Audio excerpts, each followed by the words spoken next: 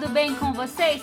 Eu sou a Sol. E eu sou a Lala. E juntas vamos gravar como eu fiz a fogueira para as Baby Alive brincar no arraial.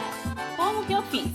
A Lavinha viu tudo, a Lala viu tudo que eu fiz, né, Lala? Eu vi também. E você gostou de como eu fiz? Então eu vou mostrar para vocês ficarem por dentro de toda a diversão.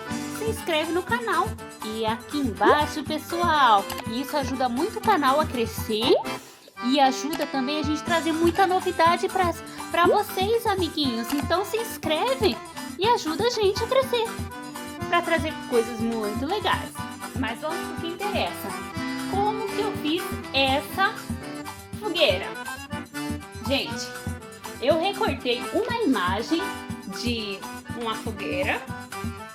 Então, pessoal, para vocês fazerem essa fogueira, ou vocês usam uma velinha dessas, que seria a que eu ia usar. Mas como o efeito visual não ficou legal para mostrar para vocês, que desliga a luz lá ali pro pessoal ver, desliga tudo. Todas as luzes desliga. Porque eu queria trazer esse efeito mais chamativo para vocês. Pode ligar tudo.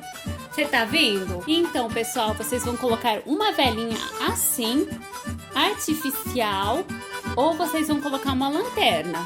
Dessa vez a gente colocou uma lanterna e deu super certo. Então, para vocês ficarem por dentro de toda a diversão, se inscreve no canal e eu espero que vocês tenham gostado desse vídeo. Até o próximo vídeo. Tchau, tchau!